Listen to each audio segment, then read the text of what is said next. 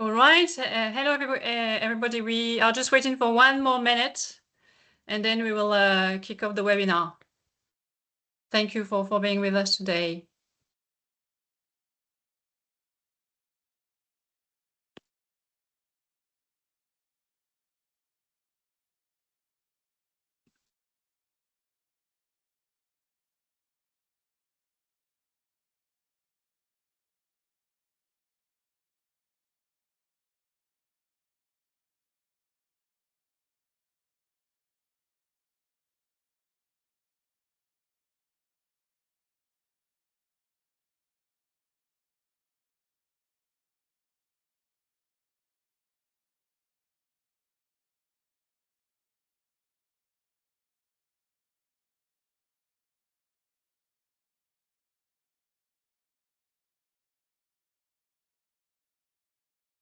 All right, so I think we can actually start because we have about an hour or so and lots of interesting speakers today with us. So let me do first a short introduction. I'm Sophie Stella-Bourdillon. I am co-director of the Brussels Privacy Hub. And I am, of course, very happy to see you all this evening to discuss what I believe is one of the most important topics in digital law today. Therefore, this is absolutely not a minor topic. Why do I think it is one of the most important? Because it forces us to confront some of the hardest questions, I think, and probably also some of our deepest biases. So let me rewind a little bit. There are deeply harmful practices that are affecting minors and adults as well online that we must seek to significantly eliminate, if not eradicate altogether. And today there is also a growing sense of urgency. The veneer of platform coolness has been stripped away for several years now, and platforms are rightly under heightened scrutiny, and yet enforcement still lags behind. And so in many ways, there is a widespread sense that we have waited too long. Now, what might happen when people get a little bit frustrated and impatient? Perhaps there is a risk that people rely more on instinct than on judgment, and impatience tends to reduce tolerance for complexity. And we've tasted this a little bit in the Brussels bubble in the past few months. Impatience can make conversations slightly less constructive, as people become more focused on immediate outcomes rather than long-term consequences. And this is exactly a topic that potentially could have a huge impact on long-term consequences. That being said, impatience can create pressure for rapid action, sometimes producing important and necessary breakthrough. And when geopolitical tensions make dialogue particularly difficult, then a shared sense of impatience can become a powerful driver of change. So this webinar is an opportunity to freeze the debate for an hour or so, take stock of the main trends and assess whether we are going in the right direction, and ultimately whether they are beginning to converge these different directions in these different jurisdictions. Why? Because in the past few months, we've been seeing a surge of legislative, regulatory, and policy activity. Just to give you some examples of what has been happening in the past few months. So early 2025, the DPD issued a statement on age assurance. The European Commission adopted its Article 28 Digital Services Act guidelines in July. The EU lawmaker is still actively working on the proposed child sexual abuse regulation. The European Commission has also been adopting multiple implementing acts to bring to life the framework on digital identity, eIDAS 2.0, and the EU Digital Identity Wallet. So we've had several batches of implementing acts, and trying to align this with the regulation has not always been very easy. In the UK, of course, Ofcom has been hyperactive in the aftermath of the entry into force of the Online Safety Act and publishing guidance on age checks, highly effective age assurance. Brazil has a brand new piece of legislation, the digital ECA, the digital statute of the child and adolescent, And the US has intense legislative action at both state and federal level, with the states probably leading the path, but we'll see that with Daniel. I think 9 states age verification laws for accessing adult content went into effect in 2025. There is also California that has signed a new law back in October with quite an original approach to age verification. Lawmakers in 2 other states are also being tempted to do something about VPNs to try to prevent people from bypassing age verification laws. So we perhaps need a little bit of time to just slow down and do a bit of a deep thinking if possible. And of course, because I need help, I'm very happy to welcome to this webinar very interesting speakers are going to cover a variety of jurisdictions. So Destara, he's policy officer at FBF and will be speaking about the European Union. Daniel is going to join Destara as well, also policy officer at FBF, covering the US. Olivier, based in France at École Polytechnique, is going to help us understand the challenges associated with age assurance and also including estimation and verification. Owen, who is an independent policy expert, ex-Ofcom and Mozilla, will also shed some light on developments in the UK. And Jonas, who is representing the Brazilian government in the EU, will also help us understand what has been happening in Brazil and what is it that we should expect from the digital ECA that we have now and has entered into force this week. Before I start to try to extract as much information as possible from my speakers, I wanted to highlight 2 important aspects that probably will help us understand whether we are indeed converging or not. I think there are 2 important questions that we need to highlight. First is try to understand when we speak about the different regulatory frameworks, what is the exact content of the obligations triggered by the so-called duty of care that we are now trying to impose on online services and particularly platforms. This duty of care could trigger proactive or reactive obligations, and more and more we are speaking about proactive obligations, but they can be set at different level. And then what are the conditions for age assurance, particularly age verification? What are the services in scope? And what do we mean by acceptable age assurance? Because as we know, and we are seeing this increasingly, not all age estimation and verification will do. And this is due to the fact that we have a variety of chapters and layers that have to be interpreted together to make sense of these rules. Okay, so that was my introduction. Let's see and start with what's happening in Europe and first in the European Union. Destara, can you give us a bit of a recap of the most recent trends and developments in the European Union in relation to the protection of minors online? Yes, hello everyone. Thank you very much, Sophie, for organizing this very timely webinar. And for inviting me. I must say a lot has happened even from the moment that we last spoke about this webinar together. So I'll try to highlight the main points, the main developments, starting with the proposal to introduce in the AI Act Omnibus a prohibition on AI-generated deepfakes and child sexual abuse material, or CSAM.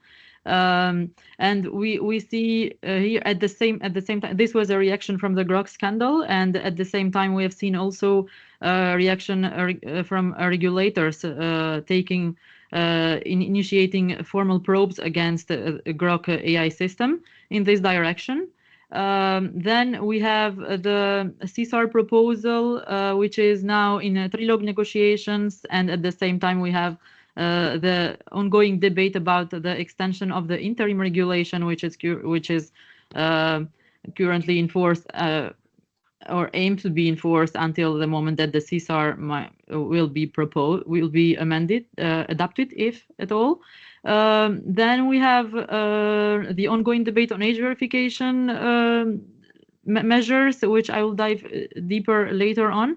And on the GDPR dimension, then we have seen very recently in these weeks, we have seen three main fines by three main regulatory developments, like UK ICO has fined Reddit.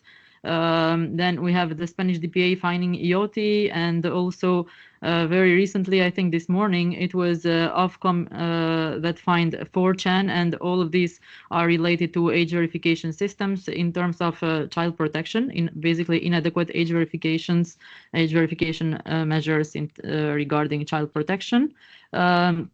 Then we have also in the data omnibus a proposal for the possible inclusion of an exception or derogation to the prohibition of biometric data processing for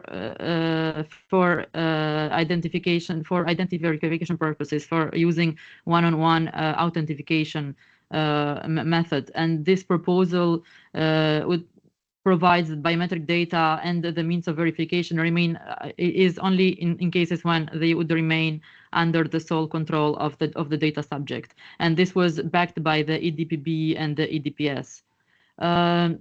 I also have to say that we should keep in mind that the overarching framework for protecting children online is made of different parts of the digital rule book. So the GDPR, AI Act, the DSA, and also a possible DFA in the future. And here in the DFA, for example, we know that it is set to cover educational content by influencers to be regulated, stricter rules on addictive design, obligations for switching off certain manipulative features, and so on. And lastly, and not necessarily a regulatory debate, but we have the ongoing debate on social media age bans, both at member state and EU level. While this is currently mostly political, we have seen some action from France, who have already proposed a law, and also this morning, for example, Macron announced that they will soon send the law to the EU Commission for verification whether it complies with the EU laws, and the aim is for that law to enter into force in September this year if it gets adopted. And also we also know that in this direction, France also is thinking of going after VPNs afterwards. Which seems to be a trend. Yeah, I'd love to be a fly and hear what the European Commission thinks about the French proposal. But yeah, as you said, there is a variety of files and initiatives. I'd like to bring you back a little bit more on age assurance. And if you could tell us, starting with the CSAR file, the child sexual abuse proposed regulation, what is in there about age assurance, and then maybe we can also go to the Digital Services Act and see what's in the guidelines. Yes, so regarding the CSAR, only for age assurance, if we talk only for age assurance, then there is only a specific rule for the introduction of age assurance measures, age verification and age assurance, but only in the cases of when there is a risk for identification, for the use of the platforms for grooming purposes towards children, and for intercommunication platforms, so messaging platforms basically. And in this case, the messaging platforms would have to conduct a risk assessment for the possibility of their platforms being used for grooming purposes against children. And if they identify a risk, and this is a self-assessment, if they identify such a risk, then they have to implement age assurance measures appropriate to the identified risk. Okay, and so at which level is age assurance performed? At the service level or at another level? At the service level. I would say. Yeah. All right, and then the potentially wider framework that we are getting from Digital Services Act and the guidelines. What is in the guideline, and how is age assurance viewed in the guidelines in terms of type of measure?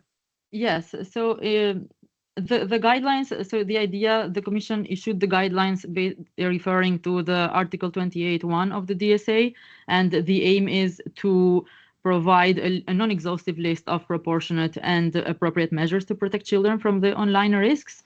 The guidelines, basically the Commission says that the self-declaration is not an acceptable age verification, age assurance method, and they talk about the other two options, age estimation and age verification. However, the main difference that the Commission points out between these two measures is their level of accuracy, and while the Commission focuses on a risk-based approach to recognizing which of the age assurance measures can be used in each case by the platforms, but they do not focus on the interplay. So we do not see such a great extent the analysis between the interplay between the DSA and the GDPR in the guidelines, and particularly in the sense that that each of these measures, age assurance measures, might trigger different provisions from the GDPR and also might impact fundamental rights, both of the child and the users in general, to different levels. For example, it's not explored in the guidelines that the age estimation may in many cases constitute profiling under Article 22 GDPR, or also that it might sometimes fall under the scope of automated decision making under the GDPR as well. Okay. Then also the Commissioner refers to the Mini ID wallet as the benchmark for age verification. However, that is not developed yet, and also we don't have a clear timeline of its development, so it is a bit risky to refer as a benchmark because we don't know whether that technology will be effective in guaranteeing privacy protection yet. And also the guidelines seem to focus more on doing on a categorification exercise rather than a balancing exercise between the different fundamental rights at play, both fundamental rights of children, but also children with in confront with the fundamental rights of the other users. So my take would be that the guidelines in this sense seem to raise more questions than answer them. Okay. Well, at least one good thing and relatively clear thing that is emerging from the guideline is that age assurance is a complementary measure, and you should not think that you are going to solve all the questions by just implementing a measure of this type. There is also a wide range of design-based measures that are not age assurance that are also relevant for protecting minors and are emerging also actually in the TikTok proceedings. Thank you so much. And so you gave me a nice transition to go then to Olivier to see then how we can approach what's being developed at the EU level. So Desa mentioned the open source solution that the European Commission has been developing to come up with a solution before having fully developed wallets to solve the age assurance verification, I should say, problem. What can you tell us on what has been done so far? First, hi everyone. I'm happy to be here and thanks for the invitation and be part of this panel. So far, what happened is that there is a prototype that has been developed and proposed and discussed with member states. And the current solution will be to have, so it's to prepare the mini wallet and so to have an outside authority. So probably each member state are going to generate certificates. So some kind of signature for the user, ensuring that they are above the age limit. And this is going to be placed on the user phone, and then the user is going to prove to the website or the service they are trying to access that they indeed have a valid certificate from an approved authority that they are above the limit. And so that's the general design. And there are considerations for now mostly about retrocompatibility and pre-existing standard. And so everything seems to point that we're going to use ECDAC signature, which is a very old cryptographic signature, which is well known and well studied, but which is not super compatible with the privacy technique and zero knowledge proof, which would be the best solution to guarantee privacy right now. Okay, so if you had to say, what does the solution in terms of achieve in terms of privacy guarantees? Do you see? So this is a little bit tricky in the sense that there is a gap between what the solution is aiming to achieve. And so if you look at the ADAS framework, there's a recital that I did that we want to have a property that is called unlinkability. So it's unlikability in the framework. But and what this means is that if you are authenticated to a website twice, the website should not be able to link that you are the same user. And there's already something that's very unclear because it's not specified in the text, and there's no official statement from the European Commission or even the Data Protection Agency whether this unlinkability should include the emitting party. And so does that mean that the member state that generated your certificate is able or not to link whether you are using your certificate twice on a website? And if you're looking at what's been done, for example, in France, there is a solution that is compatible with the framework that has been developed, and they are showing that the website is not able to do this link. But the proof that they are using to show that the website is not able to do this link means that, in fact, the government is able to detect that you are using your certificate twice on a website or on any given services. Okay, so we are in the right direction, but we might not be ready just yet. There are improvements that would be needed to be able then to claim. I mean, there are two different things. There are improvements that are needed to be done right now, just in terms of a legal target. It's which kind of privacy do we want? And also, there are also improvements to be made considering just the global regulation, because for now, the cryptography that is being developed is very vanilla cryptography. And we have regulations that have passed in terms of security, where we need to have a so-called post-quantum cryptography by 2030. And the wallet assist and the prototype are not compatible with this, which means that every privacy guarantee that we have right now, in fact, even if we manage to achieve them right now, are not going to be ready for 2030, because at this time, the crypto systems are going to be considered weak, and again, the link will be done. Okay. Okay, so it's not necessarily an easy task to build such a thing, particularly because the European Union is also trying to push for age verification as opposed to age estimation as a way to make age assurance work, and therefore, as you said, we need to be careful and look at the precise privacy guarantees that we want to achieve with the infrastructure that we are building. You mentioned France, because the EU solution is now being tested at the member state level. Where is France? Also because France is also pushing for social media ban quite fiercely. So what can you tell us about development in France?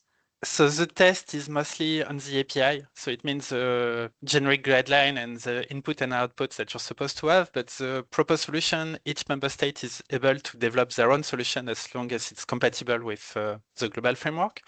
And so France is trying to build something based on France Identité, so our national digital identity solution. And so they have developed a working prototype that achieves a weak notion of unlinkability, which means that every service provider, even if they collude with each other, are not able to know that you are the same person consulting the website. But as of now, this solution doesn't have the strong unlinkability property where even the member state should not be able to know that you are using your certificate on two different websites.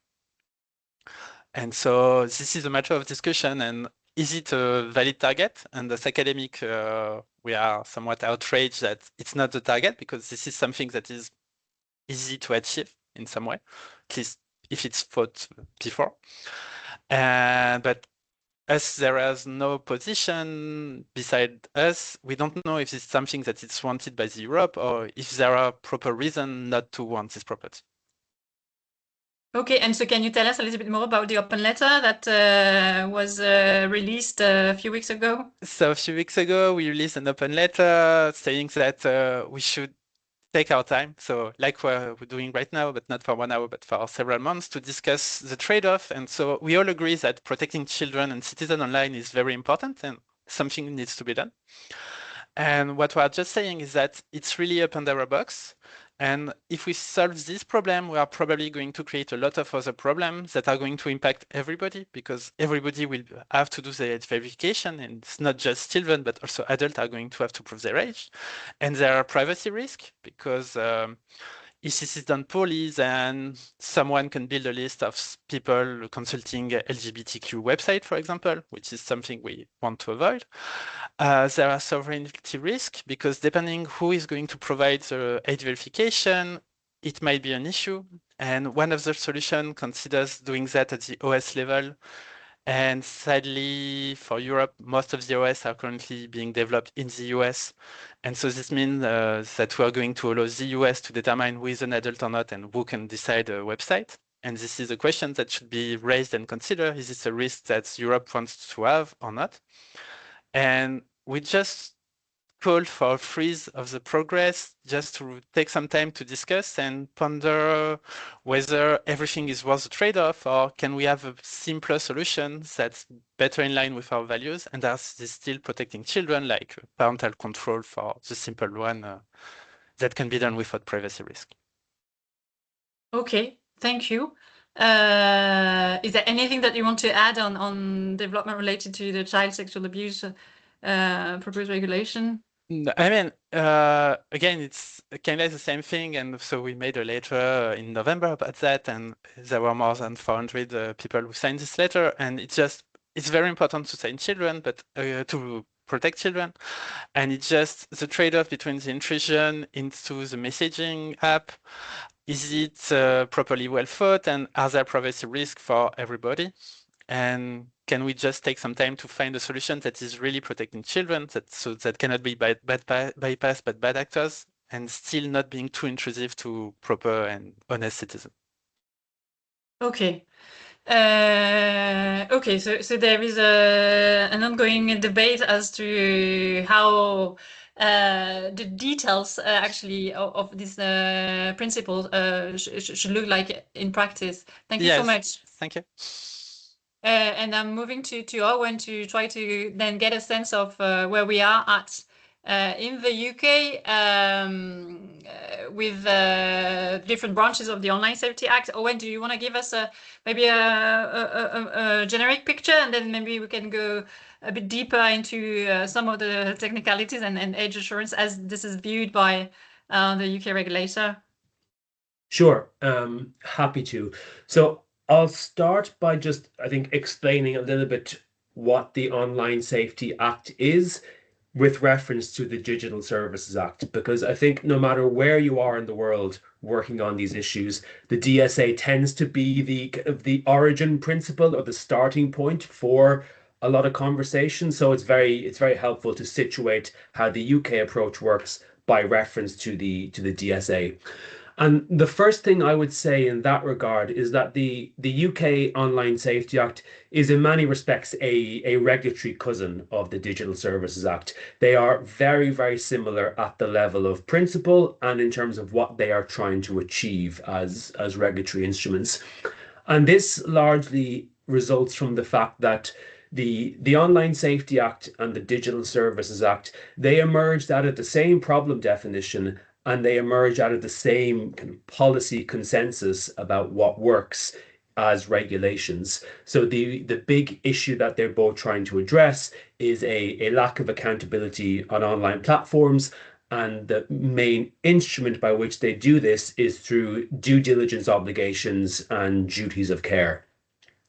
So for that reason, you see a high degree of similarity in the specific regulatory duties that companies face for children. So for instance, companies need to undertake risk assessments. They need to focus on procedural accountability and different measures to protect children on their services. They need to be more transparent about how they're operating and more transparent about the way in which their systems are mitigating some of the risks. And they're also subject to independent oversight via regulatory authorities. So quite a lot of similarities. At the same time, the Online Safety Act in the UK is a product of Brexit. It only happened because the UK left the European Union, sadly. And as a result, there are some idiosyncrasies of the OSA which you don't find in the DSA. So, for instance, the oversight structure of the online safety framework in the UK is far more centralized. Effectively, all of the oversight is executed by Ofcom, the regulator, whereas in the Digital Services Act, it's obviously far broader with independent auditors, vetted researchers, trusted flaggers, ADR bodies, etc. The OSA is a far more centralized regime in that respect. Similarly, the risk management obligations for the Online Safety Act are broader than the DSA in that they cover all regulated services, not just the very large ones. And then, of course, there are some notable absences from the UK framework, which are quite fundamental to the DSA. For instance, there is no provision for independent researchers to access data, there is no trusted flaggers, and there is no mechanism for mandatory independent audits in the OSA. But on the topics of, for instance, age assurance, there is a high degree of similarity. Okay, and just on general monitoring obligations, which is one of my point of interest, how do you describe the approach of the Online Safety Act in comparison with the DSA, maybe? Sure. So the Online Safety Act, it largely maintains the principles of the EU e-commerce directive insofar as there's protections from liability for intermediaries and platforms when they're hosting third-party content. The one exception to this, and the one area where the UK has expressly deviated from the EU rulebook on intermediary liability, is precisely with respect to general monitoring. And the reason here is that the UK framework for certain types of illegal content and content that is harmful for children, the UK has imposed a proactive duty on online services, effectively requiring them to prevent people from being exposed to certain forms of harmful content. And as a result, they have retracted the no general monitoring principle, because in some cases it might be the fact that you actually have to undertake general monitoring as a service to fulfill that duty. Okay. And so, of course, we've got therefore a list of harmful or very harmful content for children in the Online Safety Act. Can you give a few examples just to give more concrete picture? So the Online Safety Act, it effectively grasps the nettle when it comes to protecting children, because there is a policy consensus in the UK, and I think this is shared in many jurisdictions, that children need protections from certain forms of content and experience which goes beyond basic standards of illegality. Obviously, everybody has certain protections with respect to illegality and content and behavior, but for children, there are certain additional protections required. And so under the Online Safety Act in the UK, the government has prescribed certain forms of content which is legal, and it's legal offline and it's considered legal for adults online, but is prescribed for children in online environments. And there's a long list of content which meets this definition, but perhaps the ones for which are most notable and which the most stringent duties apply for is content such as pornography, content which glorifies suicide, content which glorifies eating disorders, and content which glorifies self-harm. So if you're a service provider and you host that content and make it available, you're allowed to do that for adults. But if you have children on your service, you need to take steps to ensure that children are not normally able to access or be exposed to that content on your service. Okay, thank you so much, Owen. And so now going into the technical details, I'm a bit too ambitious, but the Ofcom approach to age assurance, what can you tell us? So The Online Safety Act, it differs from the DSA insofar as the requirements it places around age assurance for companies active in the market, they're a little bit more explicit. I think companies have more explicit duties on the surface of the law. However, when it comes to the implementation of those duties and what they actually mean for service providers in practice, there's a high degree of similarity between what Ofcom is expecting of services and what the European Commission is expecting under the DSA Article 28 guidelines. So the approach under the Online Safety Act, it's quite complicated, and probably it's a bit too complicated now to go into the details of all the different types of services and their duties with age assurance. But probably the most important thing to remember is that if you are hosting content which is harmful to children, and you know you have child users on your service, or you are likely to have child users on your service, then you are probably, or almost certainly, going to need to implement some form of age assurance to protect children from that harmful content, be it things like self-harm content, pornography, etc.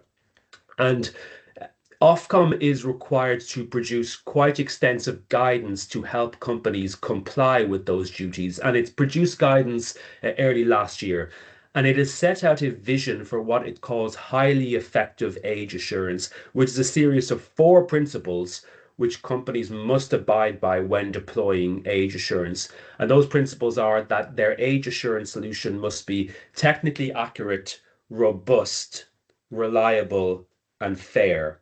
And crucially, it's up to the individual companies to determine what their age assurance deployment model is going to be and how it's going to conform to those principle-based requirements.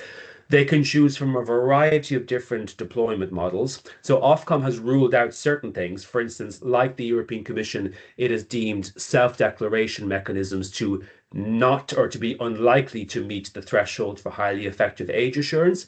But it has defined things like, for instance, biometrics, the use of digital identities, credit cards, mobile network operator signals, a variety of different deployment models which can be used to meet the age assurance duties.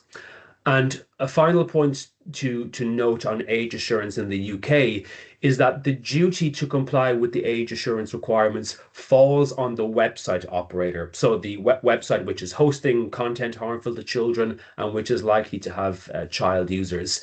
This is obviously a very heated debate, because in many jurisdictions and in many part of the commercial ecosystem, there are calls for that duty to undertake age assurance to fall upon app stores or operating systems. For now in the UK, the legal obligation at least falls on the website operator. Okay, thank you. And of course, the UK is being out now in terms of digital identity. There is not exactly the same kind of push towards a privacy preserving EID solution. Is it fair to say that there is more of a bias towards age estimation in the UK than in the EU? Yeah, so the UK famously doesn't have identity cards. So it doesn't have identity cards, and it doesn't really have a very clear framework for digital identities either. And so at the moment, the UK, the model which is being proposed by Ofcom and which online services are now complying with, it is very flexible, and indeed it is tending towards age estimation in terms of how companies are complying. To give an example, for instance, the top 10 adult websites, so pornographic websites that are active in the UK, they are all currently deploying some form of age assurance to meet the UK Online Safety Act duties. And my understanding is I think all of those services are offering age estimation technologies, largely because they consider it to be the least friction in terms of user experience to access their websites. Okay, and that might be also a slightly different view on what counts as biometric data under GDPR between UK and member states in the EU, possibly as well. We are still evolving, and although the UK has the Online Safety Act, there's also been some calls to actually add to the Act or review the Act. There is an ongoing consultation. How do you see the future? Do you see the UK moving towards a form of social media ban as well as we are seeing in other jurisdictions? Yeah, so the government is currently consulting on a potential social media ban amongst a series of measures to enhance the regulatory environment for online services. It has labeled its consultation the world's most ambitious consultation. So let's see what comes of it. My thinking, and obviously the caveat being I'm not a political strategist, but my thinking is that it is more likely that the UK will implement a social media ban this year than not. And the reason being is independent of any policy considerations in this space and any research, there is the fact that social media bans are quite popular in the UK amongst parents and amongst voters. It's very quick and easy to implement for government, and at least on the surface, it will appear to have an immediate impact in that it will very quickly change people's online experience. And I think in an era where government in the UK is struggling to deliver, and the pace of change that Ofcom is instigating with respect to age-appropriate design and safety by design is considered by many people to be too slow. I think that the appeal of a social media ban is just politically too great to forgo for this government. Okay, thank you so much, Owen, for drawing such a broad and at the same time precise picture of what we are seeing today in the UK. And now I'd like to turn to Jonas and see then what's happening in Brazil. Jonas, I'll let you give us the big picture and explain us what is digital ECA that everyone is talking about. What is the approach that Brazil is taking when it comes to online safety and minors? Thank you, Sophie. Thank you for the invitation and the opportunity to be here at such a time because the ECA Digital came into force 2 days ago, and actually the guidelines are still being elaborated, so it's still evolving, this whole framework and how it's going to play out. So it's really interesting to debate, and I was hearing the other participants, and I saw that Brazil has a lot of common elements with the European Union approach. We have a risk-based approach. First, actually, to start the ECA Digital, it's our kind of DSA for minors. It's a specific legislation that updates and brings the rights of children and adolescents offline to the online environment. We had the ECA before, that was the statute of protecting children and adolescents, and now we have this for the online environment. It has been a very broad debate in the Brazilian society. Civil society participated very actively because there was really a movement in Brazil because of social influencers. It's really a phenomenon that's growing very fast in Brazil. The online presence of children and adolescents is massive. It's one of the countries in the world that we have, I think, the most numbers of children and adolescents online. So it's really a very important issue for us. And we wanted to make sure that child protection was really adapted to this platform economy and the online environment, and to the platforms, to the video games, the social media, and digital services in general. So this was actually something of an updated regulatory approach that was based very much on some provisions by the DSA. So the DSA was also a basis for us on elaborating this law, and actually it is also the creation, it facilitated the creation of a national policy for protecting children in digital environments. And we have, like the UK, we have a regulatory body that's going to concentrate most of the oversight of this law that's the ANPD, our National Data Protection Agency, and the platform, the whole idea of the digital ECA is protecting children, but at the same time making sure that their data is preserved and is secure, because we do have in Brazil also our GDPR. We have a LGPD that was actually recognized by the EU 2 months ago as having the same level of protection as the GDPR for the data of citizens. So we do also have to comply with our GDPR, and so we are trying actually still, because it's still evolving, to find ways to make sure that this regulation is also protecting children in the broadest sense possible, and also protecting their data. So age verification, for example, for us is also a main point. But Jonas, before I bring you to edge verification, in terms of substantive obligation imposed upon the services in the scope, what can you tell us? How is the duty of care or due diligence being interpreted in the Act? What is being asked for, essentially?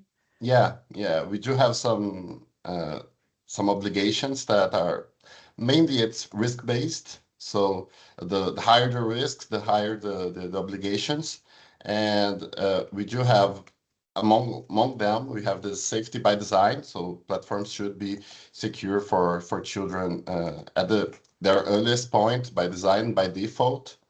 On age verification, we also have this to avoid excessive data collection. And we also have this obligation of transparency and accountability.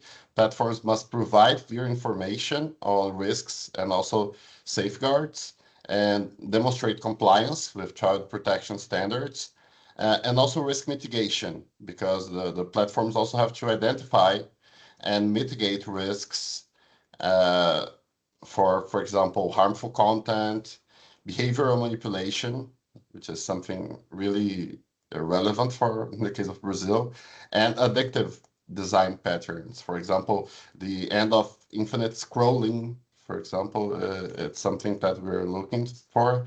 And another thing is on the social media ban. We also had this debate in Brazil. We decided not to ban the social media accounts of under 18s and under 16s, but there's a need in this law to vinculate the accounts of minors to the accounts of their legal guardians. So in order for them to continue using their accounts, they have to be links to their parents. So I think in a nutshell, these are the main obligations. Okay, so no ban, but some linkages that need to be in there. There is also, I've seen that ANPD has also been looking at age assurance. It's actually very interesting to have ANPD being both enforcer of data protection law and online safety law in this case. Yeah.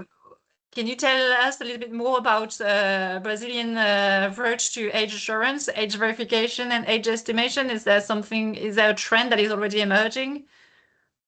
Yeah, I think it's still too early to see that there's a trend, but from the debates, we've been seeing a lot of trends on age verification. So we do have, as the EU, we are developing our national ID, the digital wallet. So we're also planning on seeing if it's possible to use them for age verification.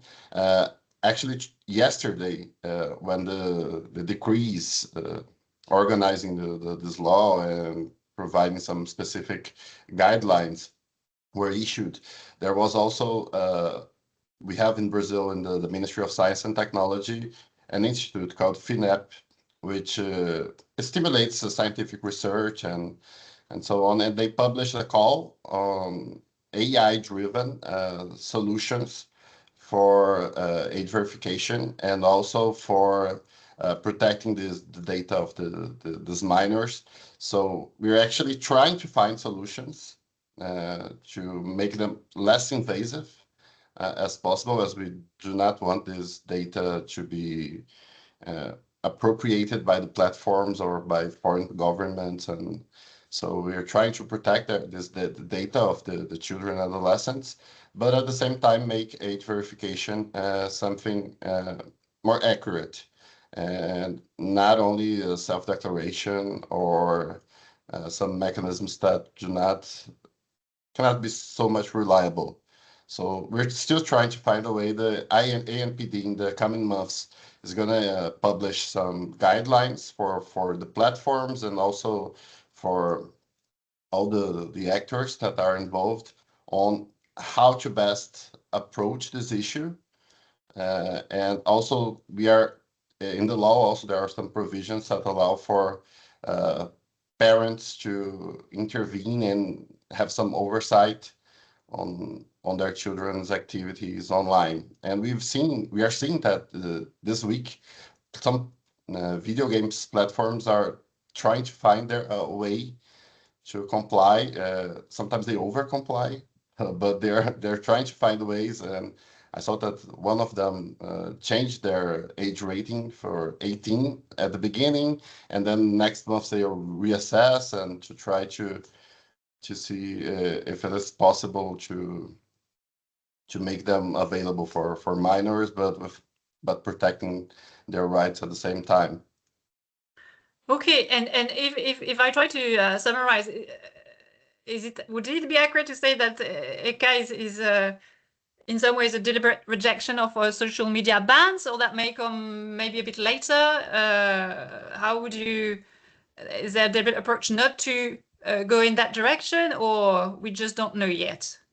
Yeah, for the time being, I don't feel that we're going in the direction of age ban. At least for as the debate stands today. We know that these things evolve really, really fast, but as it is today, I don't think so. I think this linkage with their legal guardians is the solution for now for Brazil. Okay, thank you. Before I turn to Daniel, is there anything that you want to add on enforcement? I mean, obviously we are already very early. You've already mentioned some signs of change of behavior, but I think we need to do probably another webinar in a year time to see where you are at with the framework. But actually we did have some news yesterday too, so that's why it's really recent.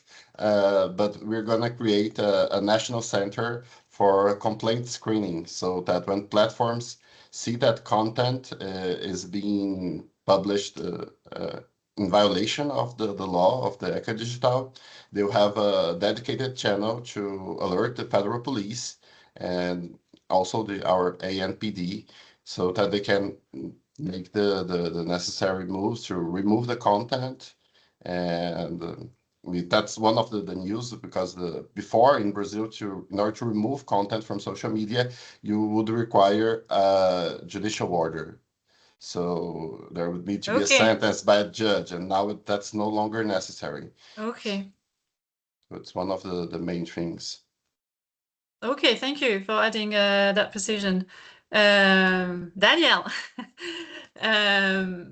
of course you've heard all the speakers, and so there's lots going on in different jurisdictions, but the US is also in its of course own way very active at different levels. Where do you want to start? Tell us what's happening at the federal level, and then go at the state level. Yes, very active on so many levels in the states, right, or in the US right now.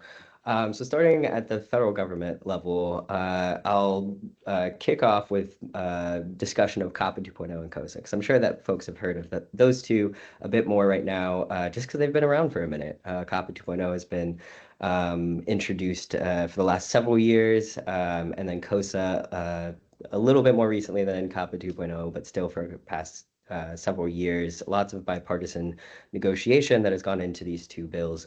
COPPA 2.0 is a proposal seeking to amend the existing COPPA statute, which is the Children's Online Privacy Protection Act. It's a federal COPPA the law is a federal law that has existed for almost 3 decades now, establishing protections for children in terms of data collection, use, and disclosure, requiring parental consent for those activities for data collection, and establishing some other protections in there. But importantly, COPPA applies to children under the age of 13. So what COPPA 2.0 is seeking to do is, as the bill sponsors put it, seeking to amend that federal children's privacy law to update it for modern internet times, which includes, for example, including protections up to teens, in addition to children, while also recognizing teen autonomy. It is seeking to broaden out the personal information definition by mostly codifying the expanded definition that we've been seeing through COPPA rulemaking from the FTC, which is the regulatory authority there. It's also COPPA 2.0 is seeking to prohibit targeted advertising, provide some opt-in consent options for teens, implement some new data minimization principles for personal information collection, and expand data access and deletion rights regarding minors' data. Right now, both the Senate and the House have versions of COPPA going. The Senate version of COPPA has been the long-standing version, and the Senate just 2 weeks ago passed that out of the Senate where it moves over to the House. The House also has its own version of COPPA 2.0, which for which there are a lot of similarities, but there are also some key differences, such as the knowledge standard, and it seems that the House may be interested in requiring more parental consent, including for teens, whereas the Senate seems to be more interested in allowing teens the ability to consent for themselves, but having some layered protections in there for that. So seeing how the House and the Senate reconcile these differences will be interesting in terms of monitoring the development of that law bill moving forward. There's also COSA, and that stands for the Kids Online Safety Act. And we do not currently have like a broad-based online safety statute for children so this would add to COPPA in some sense for online protections for children by adding more of an online safety element. And COSA aims to provide some safeguards for minors in online platforms, such as providing opt-in options for personalized feeds, and it also includes some transparency requirements. Again, there's 2 versions going on between the House and the Senate. And key disagreement between the 2 chambers here is the balance of safeguards, whether there should be a duty of care to mitigate risks of harm to minors, which the Senate is in favor of, and the House has excluded that from their version at this time. And they are just pursuing strong protections for minors by default. They disagree about what the knowledge standard should be, with the Senate seeking a more expansive and constructive that companies should have known whether minors are on the platforms, versus the House that's looking at more like, did they actually know whether minors were on the platform, and then apply the required obligations there. And also how exactly to approach audit requirements. With the House version seeking to establish more prescriptive audit requirements, but the third-party audits would then need to be reported up to the Commission and do not have to be made public, whereas the Senate version is seeking to require audits and then requires companies to produce a public report based on those audits that then obviously would be public. So there's clearly different approaches, but it seems like broadly the same goals around protecting minors online. But aside from what's going on the federal level, there are also the states that are also very much active in this space. On the state side, there are lots of proposals for age assurance, either on a service or even feature level, or more broadly through age signals frameworks at an operating system or app store level. There is a major focus on age-appropriate design code style frameworks, or just frameworks that are focused on implementing protections within the design of platforms that are very much inspired by the AADC model that was originally conceived in the UK. And these frameworks in the US really revolve around combinations of online safeguards, parental oversight, child data protection. And they often include some sort of fiduciary duty, more often a duty of care these days in the proposals I'm seeing introduced, especially this year. There are also many different approaches throughout the states regarding minors' access to social media, whether it's to implement age verification and parental consent and then establish safeguards for minors' interactions with those platforms, or whether it's just total bans. That is a more extreme version of the proposals that we're seeing. It is more rare, but it is something that we're seeing in some states. I believe that Hawaii, for example, is considering a social media ban right now in their state legislature.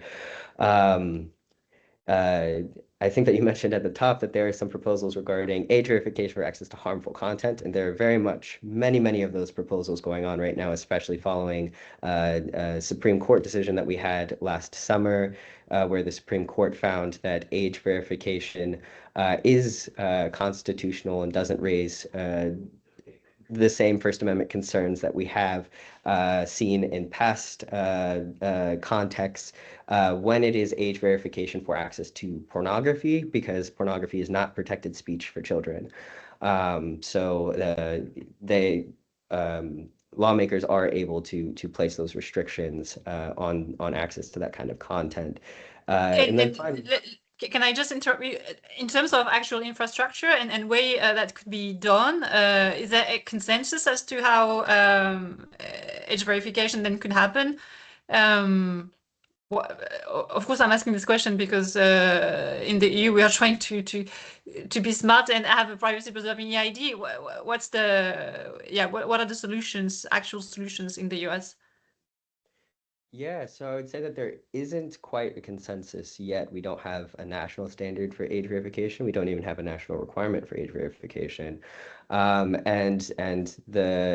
This influx of bills that we're seeing for age verification for access to harmful content is, age verification proposals have been around for a little while in the US, but the actual implementation of those proposals has been caught up in litigation. So now having this court decision that's saying, hey, actually, this is constitutional, and now having all these laws come through and come into effect, I think we are just now going to see, how exactly the services that are subject to these requirements are going to handle it and what they may come to consensus around. I think that first of all, focusing very heavily on the technical standards that are out there, like the ISO standards, is something that they're going to look to first, because I think that some of these, if I'm remembering correctly, at least some of the bills, many of them have already been enacted, require some level of accuracy. So then turning to technical standards that help determine accuracy. It's also possible that some service providers may be looking at global standards in the absence of a US-based accuracy standard, looking at, for example, the Australian age assurance trials that happened to see what came out of those and what they could determine regarding accuracy, or see what's going on in the UK regarding determinations of accuracy, to figure out how they're going to handle that and come to a consensus insofar as the age verification requirements in the US are concerned. Okay, and if I ask you to, I don't know if I'm asking you to look at the crystal ball, but looking at these different waves, legislative waves, proposals, and then some are adopted at the state level. Who is really the driver here? Do you see anything happening at the federal level in the near future, or is this going to be mostly driven by state initiative for now? That's a really good question. I definitely don't have a crystal ball, but based on where we're at right now and where the most activity is and where we see laws that are currently in effect, I would say the state level is a primary driver of some of the shifts we're seeing. There is lots of movement on the federal level that we haven't seen in previous years. Both chambers have stated that, especially in this Congress, they want federal level standards for tech policy and regulation to be a priority.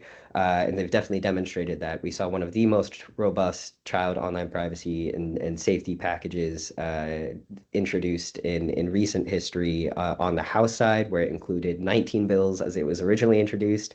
They turned one into an omnibus, and now we're down to 4 with one very long online safety proposal.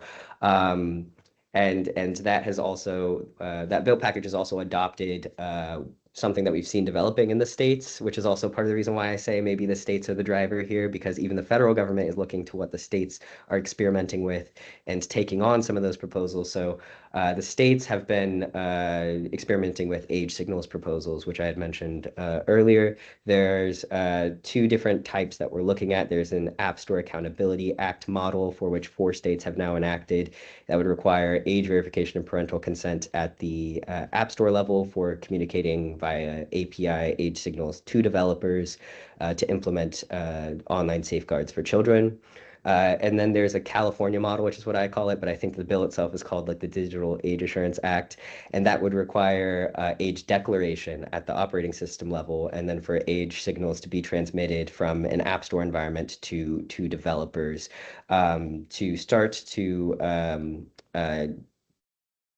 share age information, but also potentially start to trigger obligations under other laws in California, such as the California Consumer Privacy Act, which once entities that are covered by that act have knowledge that a user is a minor, have to implement very specific minor or child safeguards for privacy.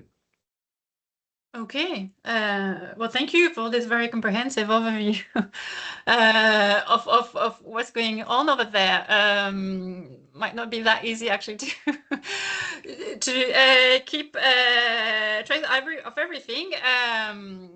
Before, I'm wondering whether now at this stage we have some questions from the floor, or maybe from the panelists themselves.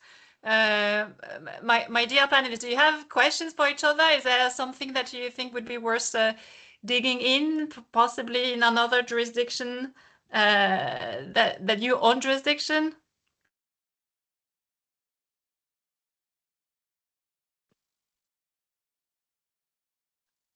Otherwise, while you are thinking, I was wondering whether I could bring and call Olivier to get maybe perhaps some reaction to some age assurance trends happening in other jurisdictions, such as, I don't know, in the US maybe, or somewhere else.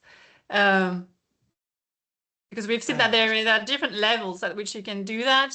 Maybe some are better than others. You raised the data sovereignty or digital sovereignty concern when it comes even to age assurance being done at the App Store level or maybe at the OS level. Is there anything else? Yeah, I mean, age insurance is a intermediate way of doing age verification, and this is really going to depend what level of confidence we want to have in the limited access to children to some content, in the sense that age insurance might not be strong enough for some very specific purpose, but it's a good way to handle it. And the problem is, if you do that at the OS level, then you displace the trust towards the OS, and whether the OS behind the way they are doing the insurance is done properly and according to what you expect where you are deploying it. So if you are deploying that in Europe, then do you consider that the way the OS is doing the insurance is in line with the European values? And probably, of course, in most cases, it's going to be the case. But if for some reason, at some point, there is a legislation outside Europe that is saying that this kind of behavior is not associated with adults, for example, we will have the fallback and the consequence of this because this is going to deploy in the US. And so we just need to be careful with this if this is a solution that's taken. But it can be an intermediate thing, and if most things are done on the OS side, then this also means that in terms of privacy, it's better because a priori the data is not going to be sent towards the foreign server that could leak it in some way. And so in terms of privacy, it can be a trade-off that is acceptable, but it might be a race for sovereignty, and that's why we are trying to say that we need to take time to ponder about the balance and not just deploy the first solution. Okay, and you are saying this even though you've been working closely with the French DPA on a potential prototype a few years ago. Yeah, I mean, what we did a few years ago was just a prototype for age verification to show that there was a way to introduce some privacy-friendly approach to the design. We are not saying that this is the way you should do it, but at least if you want to have some kind of age verification in your system, you can have some sort of privacy in it. And what we worked on was to break the link between the service provider and the service doing the verification. And we said that there is a way to compartmentalize everything so that the website doesn't learn, the service doesn't learn who you are, and the website doing the verification does not know what kind of content you are trying to access. Okay, thank you. But it's interesting to hear that the implementers have some doubts and are asking for more time. I have one question for Owen, because he mentioned and he said that maybe by the end of this year we might have a social media ban in the UK. I'm wondering whether is this also informed by what's happening in Australia in some ways? Is this being monitored very closely, and are you seeing, or is this really a political short-term action that will happen because there is lots of pressure to do something? Yeah, it's a good question. I think what's not for the first time, what's happening in Australia is having quite a normative impact overseas, particularly in other English-speaking Commonwealth countries. It's worth remembering that Australia was also, by most metrics of how you assess this, it was the first country in the world to adopt a comprehensive online safety law back in 2016, 2017. And ever since, it has really pushed the envelope, both good and bad, in terms of what's politically feasible for online safety regulation. So I think it's definitely shifted the dial. And part of the reason why the UK government opted to launch a public consultation on this was largely to buy itself some time, because once the Australian rulebook came into force in December, it really set off a groundswell of public and media support for the idea of implementing a ban. What's very interesting to see now in the UK is how different organizations that might obviously be against a ban on principle for what it means for children and what it means for our understanding of platform accountability are going to nonetheless have to react to this new kind of frame of the debate. And so I do see an emerging view in the UK where, if you're not on the side of a ban, which a lot of stakeholders are not, they are moving to a position of perhaps restricting certain functionalities or certain of the more concerning features of online services as a condition of those services being able to access the UK market. So, for instance, it's interesting that Jonas was talking about the idea of potentially banning infinite scroll under the digital framework in Brazil. I think you're going to see a lot of calls for that in the UK, for instance, that in order to operate in the jurisdiction, services might need to, for instance, restrict infinite scroll, restrict autoplay, restrict certain features of their system that are seen to be particularly problematic for children. But I think we will know a lot more by September. Okay, and there is this whole concept that safety by design that is now being spoken about quite intensively. Is this one potential illustration of what safety by design could mean beyond the removal of content? Yeah, so safety by design it's been a feature of the broader policy landscape for several years, largely via the efforts of non-governmental actors like, for instance, Five Rights and others who have pushed for age-appropriate design codes. I think the Online Safety Act in itself was probably a missed opportunity in terms of implementing safety by design. It doesn't really have a lot of provisions that directly and meaningfully target some of the most egregious and most concerning features of online services. So I think the debate is very much moving towards safety by design and much more towards the features and the functionalities of online services as a site of regulatory intervention. So certainly the debate has shifted in that regard, and I think that short of a ban, whatever legislative changes do happen will aim to more directly target those problematic features and functionalities. Good to know, which is what the European Commission is also trying to do. So we should wait and see. Baba, do you have? We have what chat Q&A question. So if you want, I can read for everybody. Yeah, go ahead. Yeah. So Maria Paula Suarez has asked, I'd be interested in hearing whether there are any early indications of how different jurisdictions are approaching the challenges posed by anthropomorphic features of AI-supported technologies, such as chatbots, particularly given their potential to have both positive and negative impacts on children, for example, providing emotional support in learning assistance on one hand, and while potentially encouraging emotional dependency, isolation, and or increased susceptibility to manipulation on the other. Okay, lots of concerns, but very hot topics. I don't know if Eka has something in this direction explicitly, at least. No, I don't think explicitly, but we do have one benefit because our ANPD, our National Data Protection Authority, is the same body responsible for the oversight of our AI Act. So they are really putting this together, and we will see probably in the coming months, but this is AI-generated content and chatbots. It's something that's being studied. I know that because I've been in touch with ANPD, and they're looking at that, but I don't think there's a solution or a platform or something or some specific measures to address this issue as of now. But I think we'll have some news on the coming months. Brazil's looking into that. Okay, and Desa, do you want to mention anything relating to AI omnibus, that direction?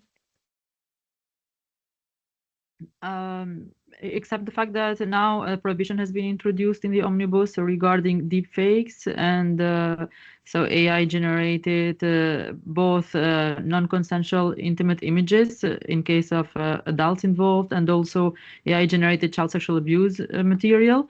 We don't have anything else currently at EU level regarding all what the question encompasses, because it was very broad. But I would say that there's been discussions of including something in the possibly in the DFA regarding AI chatbots, but we don't have anything concrete yet.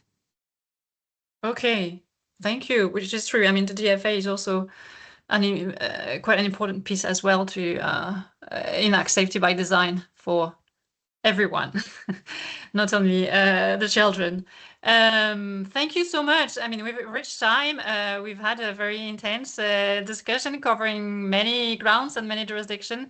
I would like to thank my panelists who have accepted to join the party this evening and share their insights and knowledge of the topic. I'd like also to mention that we are continuing the discussion as at CPDP. We have a track on that topic, first day. So if you're interested, come and join us, and we will have Carla Kind from Australia who will discuss and about what we have learned so far in Australia. So and also other jurisdictions such as Korea will be also represented there. So come and join us. We'll try to do as much as possible on the topic because we think this is quite an important one. Thank you so much, and have a very nice evening. Thank you. Thank you. Thank you. Thank you. Thank you.